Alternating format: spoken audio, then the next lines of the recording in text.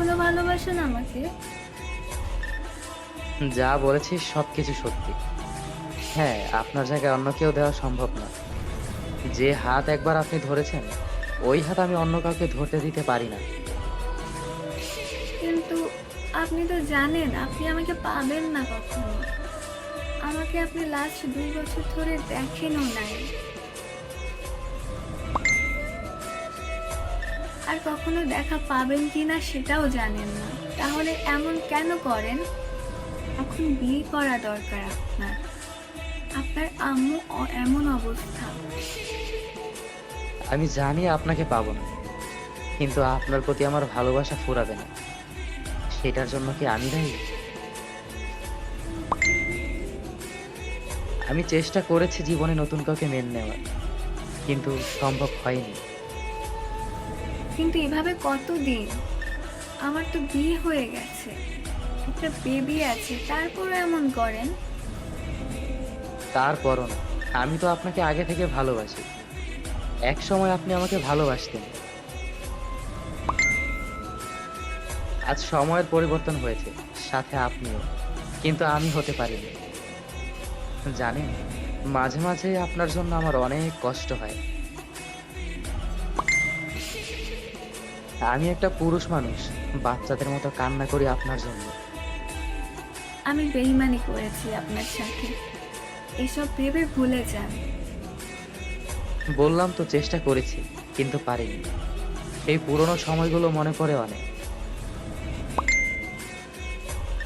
একটা সময় আপনি বলতেন আপনাদের এলাকায় যাওয়ার জন্য, কিন্তু আমি যেতে পারতাম না। আর এখন কত যায় আপনাদের এলাকায়। জানেন, মাঝে মাঝে আপনার জন্য অনেক খারাপ লাগে। আপনার মনে আছে ওই শিমুল গাছের কথা? ওই জায়গাটা এখনো আগের মতোই আছে, কোনো পরিবর্তন হয়নি। কিন্তু আমরা মানুষ কত পরিবর্তন হয়ে গেলাম। আপনাদের বাসার দিকে তাকাই, কিন্তু এখন আর কেউ জানালা দিয়ে উকি দিয়ে আমায় দেখে না। এমন করেও কেউ কাউকে ভালোবাসতে পারে? কে কি পারে জানি না, তবে আমি আপনার জন্য এগুলো করি। প্রতিদিন আপনাদের বাসায় যাই, অনেক খুঁজেছি আপনাকে। একবার দেখার জন্য পাগল হয়ে গিয়েছিলাম, কিন্তু দেখতে পারিনি। ভুলিনি আমি এই দিনগুলো। মনে আছে আপনার, আমি একটা জায়গাতে বসে আপনার জন্য অপেক্ষা করছিলাম। হুম, আছে। আপনি চলে যাওয়ার পর 2 বছর আমি ঠিক সেই জায়গায় আমাদের পুরনো দিনগুলোর কথা মনে করি। আমি জানি আপনি আসবেন না কখনো, তবুও আমি বসে থাকি আমার মনকে শান্ত করার জন্য। কিন্তু আমি আসবো না, জানেন, তবুও এমন করেন। নিজেকে খুব অপরাধী মনে হচ্ছে। কারো জীবনের আলো আমি নিভিয়ে দিয়েছি। আপনি আমাকে এত ভালোবাসেন, কেন তখন প্রকাশ করলেন না? কেন বুঝলেন না তখন আমাকে?